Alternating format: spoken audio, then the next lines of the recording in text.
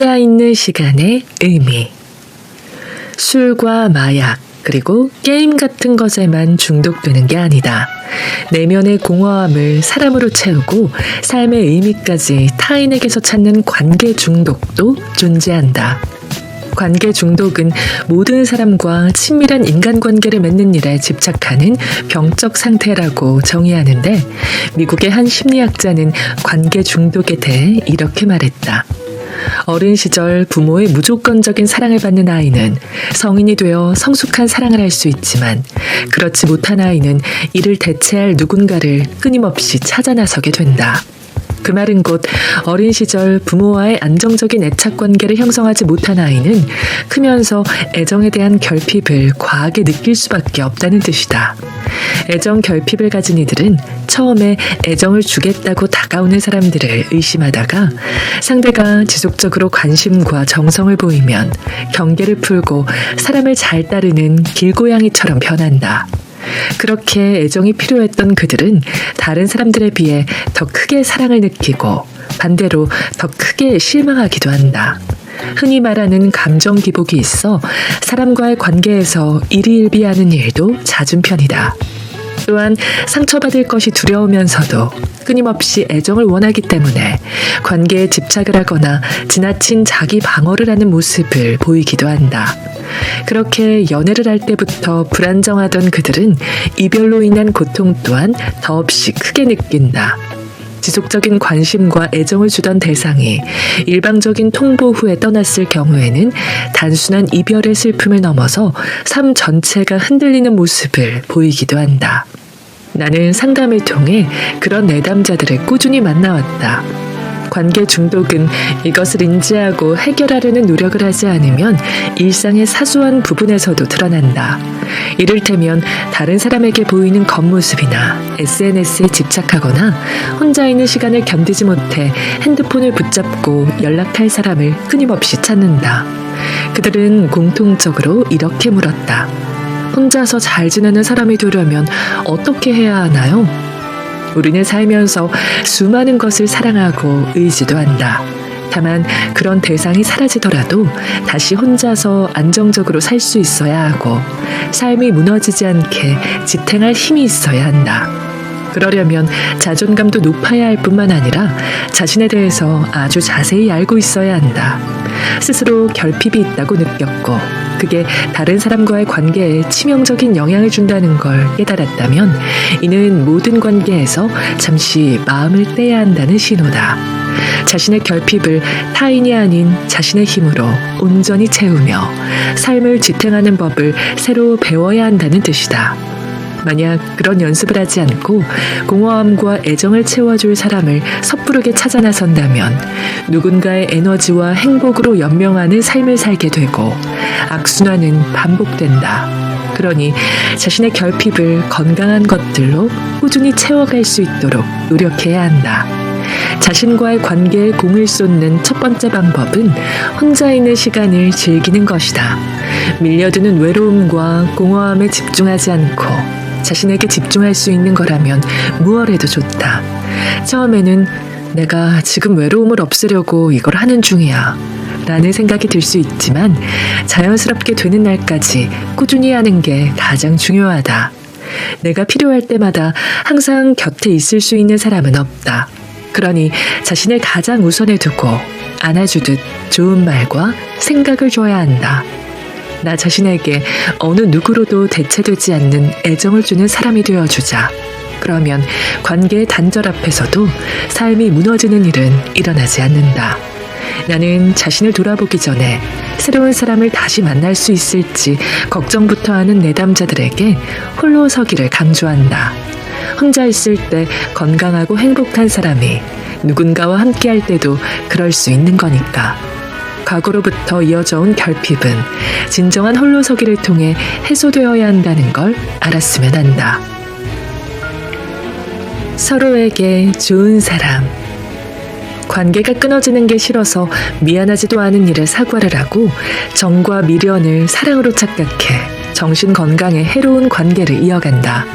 상대가 희생을 당연하게 생각하는 줄 알면서도 모른 척 이건 내 마음이라며 잘해주고, 그러다 보면 어느새 상대방에게도 나 자신에게도 그래도 되는 사람이 된다. 참는 게 당연하고 이해하는 게 익숙한 그런 사람이.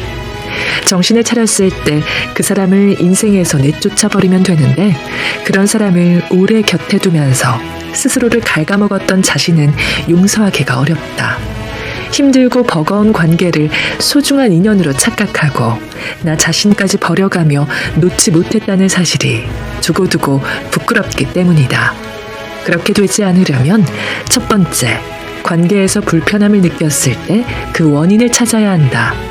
자신이 가진 트라우마나 욕심 때문인지, 아니면 상대방이 원인 제공을 하는지, 물론 둘 다일 수도 있다.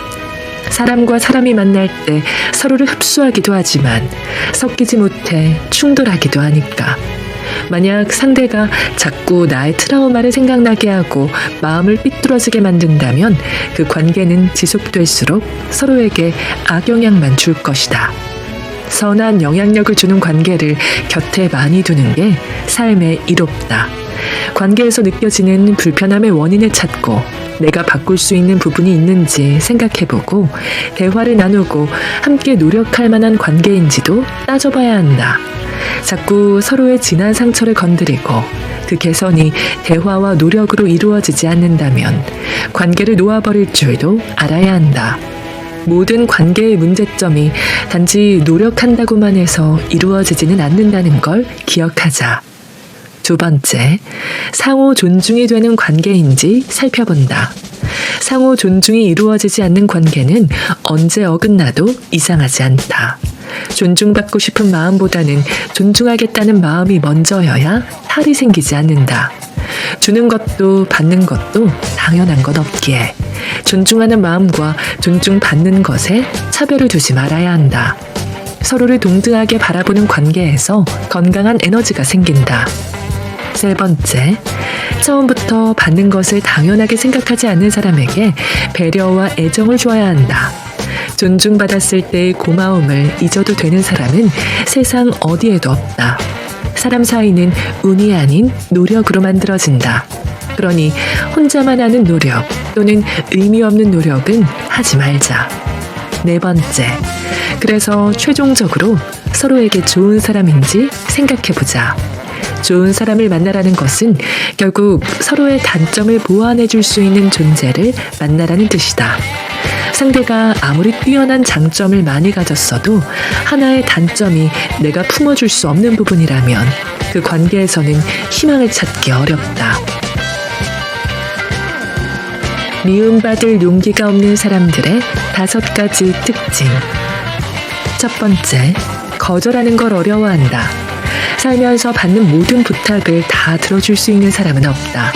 그럴 능력도 그럴 마음도 없을 것이다. 하지만 부탁하는 사람은 그런 것과 상관없이 계속 생겨난다. 학교와 직장에서 만난 사람들과 오래된 친구, 안지 얼마 안 된 인연까지 가리지 않고 말이다. 부탁을 받을 때마다 상황이 여의치 않고 여유가 없는데도 거절의 말이 어려워서 무리해서 부탁을 들어준다. 거절의 말은 왜 어려운 걸까? 거절의 이유를 솔직하게 말했을 때 상대방도 납득할 만한 이유가 있다면 그 사람이 나를 미워할 일은 없다. 하지만 거절하는 걸 어려워하는 사람들은 그 과정 자체를 피곤하게 생각한다. 거절의 말은 살면서 언제 쓸 일이 생길지 모르기 때문에 할 줄 아는 게 중요하다. 상대방의 마음이 상하지 않게 관계를 그르치지 않는 선을 지키면서 말이다. 만약 부탁하는 자세가 무례하다면 어떤 말로 거절을 하더라도 당신은 부탁을 거절하는 나쁜 사람이 될 것이다. 그러니까 무례한 부탁의 말은 고민하지 말고 단칼에 거절하는 게 낫다. 보통 미안한 마음을 담아 부탁을 들어줄 수 없는 이유를 대며 거절했을 때 부탁을 한 사람이 오히려 더 미안해하기 마련이다. 때로는 거절의 말 한마디로 인간관계가 정리되기도 한다.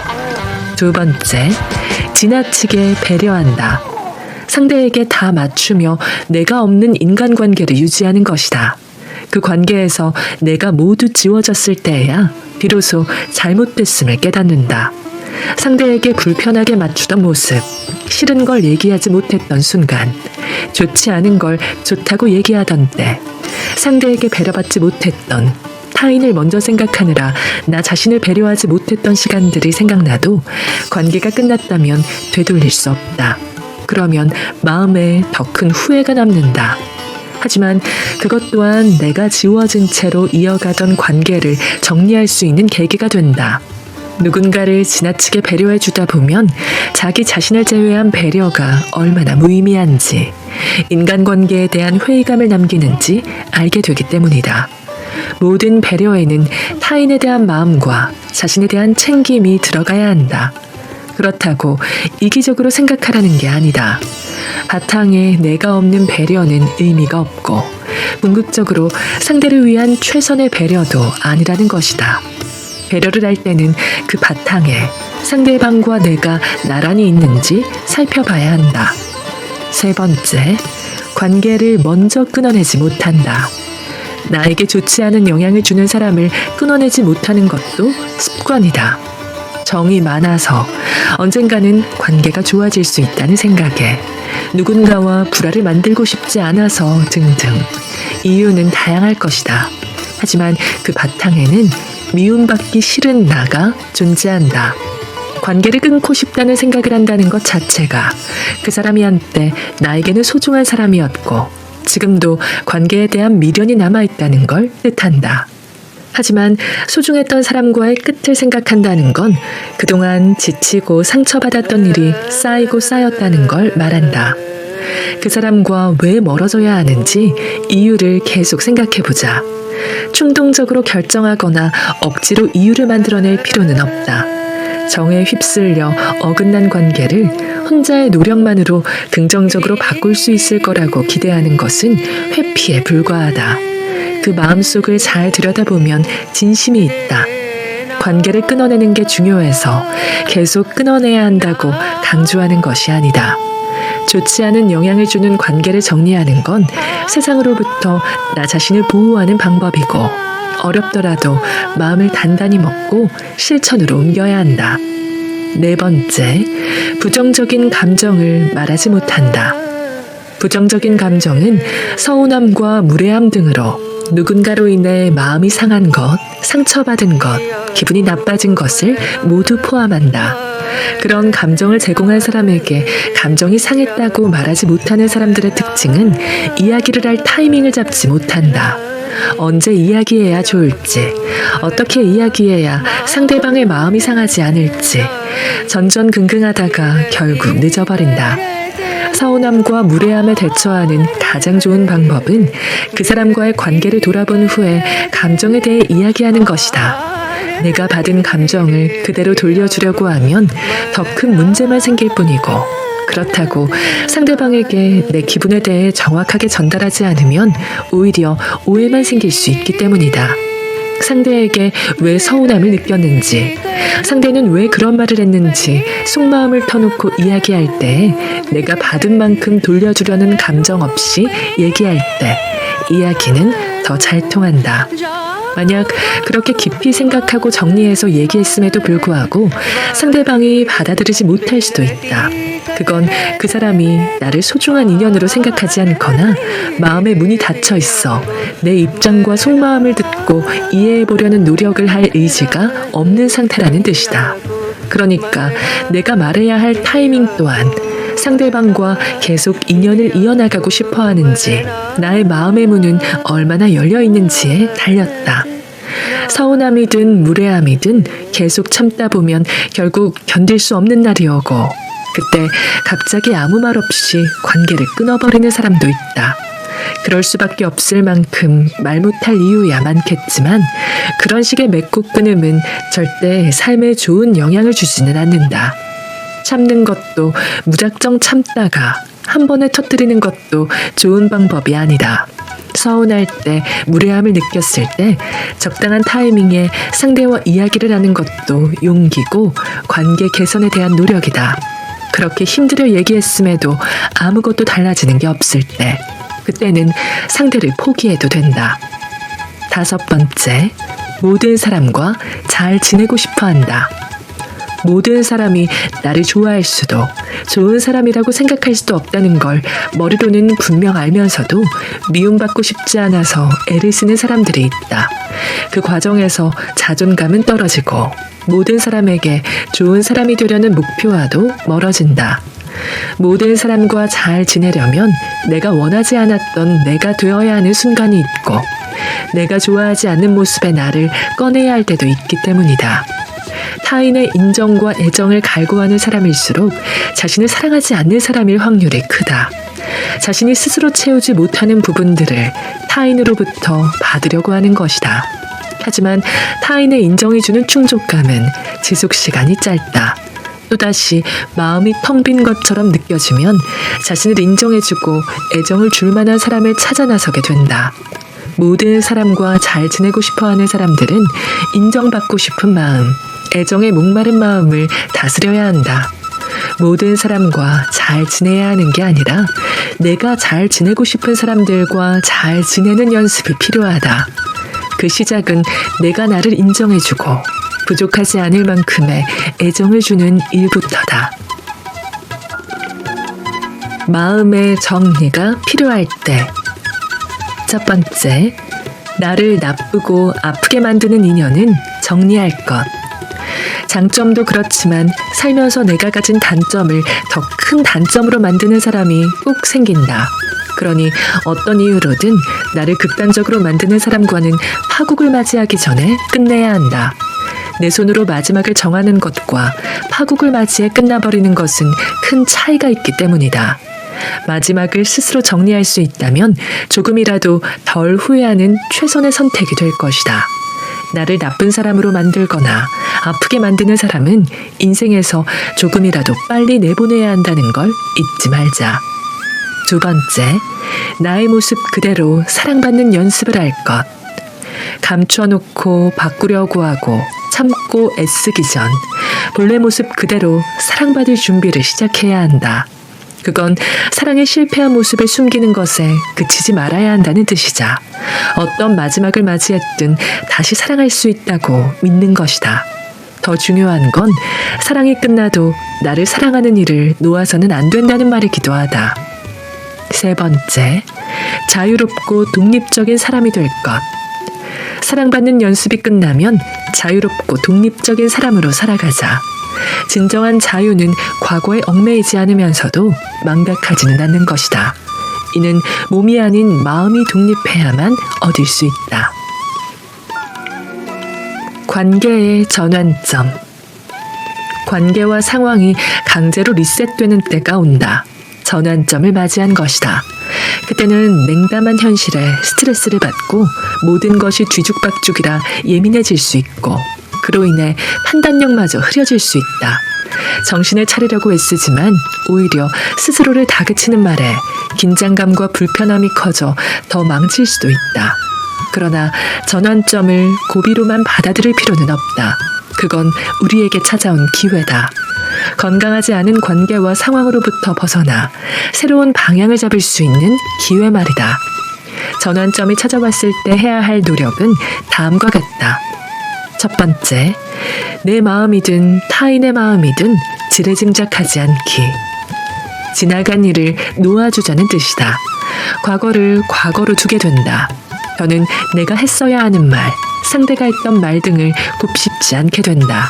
그리고 상대가 나에게 보여주지 않은 마음까지 짐작해서 스스로를 옥죄는 것도 조심해야 한다. 힘든 시기일수록 확실하지 않은 건 마음 안에 두지 않고 최대한 떨쳐버리는 것이 좋다. 두 번째, 나의 감정을 쥐고 흔들려는 사람들을 정리하기. 혹시 상대가 의도한 게 아니더라도 누군가에게 끌려다닌다는 느낌을 받는다면 그 관계에는 전환점이 필요하다. 자신이 다스려야 하는 감정의 주도권을 뺏기는 기분이 든다면 꼭 당장 정리하는 게 아니더라도 멀리 떨어져서 바라본 후 관계 정립을 다시 해야 한다. 세 번째, 시선과 평가로부터 자유로워지기. 전환점에는 위에서 말했던 스트레스로 인한 예민함과 흐려지는 판단력 등으로 인해 타인의 시선과 평가가 더 날카롭게 느껴진다. 그러니 다시 중심을 잡을 때까지 누군가의 시선과 평가로부터 최대한 멀어지자. 네 번째, 배신감과 상실감으로부터 벗어나기. 강제로 리셋되었고 자신이 주도하지 않은 전환점을 맞이했기 때문에 배신감이 드는 건 당연하고 원했든 원하지 않았든 상실감 또한 찾아올 수밖에 없다. 그리고 그런 상태를 겪고 싶지 않아서 자신도 모르게 마음에 잔뜩 힘을 줬을 거다. 힘을 세게 줬을수록 배신감과 상실감은 더 크기 때문에 갑자기 힘이 빠져버린 뒤의 마음을 잘 돌봐주어야 한다. 다섯 번째, 내가 원하는 바를 내 안에서 찾기. 새로운 방향을 찾을 때 우선 내가 원하는 걸 정확히 알아야 한다.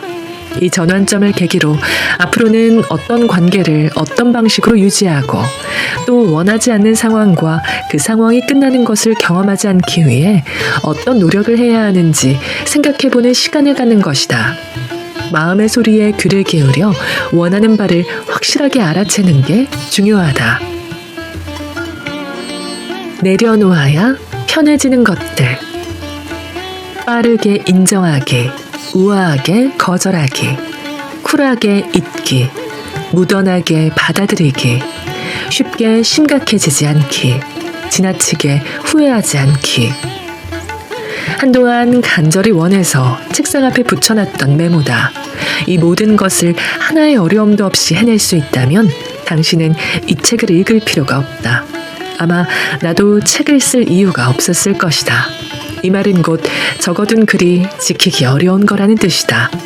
당신만 잘 안 되는 부분에 대한 이야기가 아니라는 말이다. 상담을 하다 보면 간혹 나에게 작가님은 이성적으로 생각할 수 있으니 너무 부러워요 라는 말을 건네는 내담자들이 있다. 왜 안 그럴까? 나도 내 고민에 이성적이고 똑 부러지는 답을 해주면 고마움을 느끼는 동시에 부러운 마음이 솟구치는데, 하지만 사람은 누구나 자신의 일에는 처음부터 객관적이기 어렵다. 그렇기 때문에 다양한 도움이 필요한 것이다. 어쩌면 애쓸수록 멀어질지도 모른다. 코끼리를 생각하지 않으려고 생각하면 코끼리가 계속 떠오르는 것처럼 말이다. 하지만 애쓰지 않고 되는 일은 세상에 별로 없다. 대부분 길을 쓰고 악을 쓰고 가끔은 모든 걸 포기하듯 내려놓아야만 갑자기 되는 일도 있다. 그러니 어느 정도는 힘껏 쥐고 어느 정도는 내려놓아야 세상의 많은 일이 덜 어렵게 느껴질 것이다. 빠르게 인정하는 것도, 우아하게 거절하는 것도, 쿨하게 잊는 것도, 무던하게 받아들이는 것도, 쉽게 심각해지지 않는 것과 지나치게 후회하지 않는 것도 모두 자신을 위한 약속이다. 상처 주지 않고 받지도 않는 삶을 꿈꾸지만 그건 불가능하다고 알려주는 일을 늘 만나기 때문에 다짐과 다르게 사라지지만 말이다. 쉽게 할 수 있는 것이라 제한하는 게 아니다. 어렵다고 포기해버리면 정말 원하는 삶과는 멀어질 수 있으니 꾸준히 다짐하고 약속하자는 뜻이다. 가끔 그리워하면서도 과거에 머물러 살지 않고 현재와 미래를 더 중요시하는 사람이 되기 위해서 뜨거운 마음을 차갑게 식히는 연습을 하자. 더 오래 잘 살아야 하니 그렇게 하자. 오늘 저와 함께한 시간 어떠셨나요? 편안한 시간이 되었길 바라며 또 들러주시길 기다리겠습니다.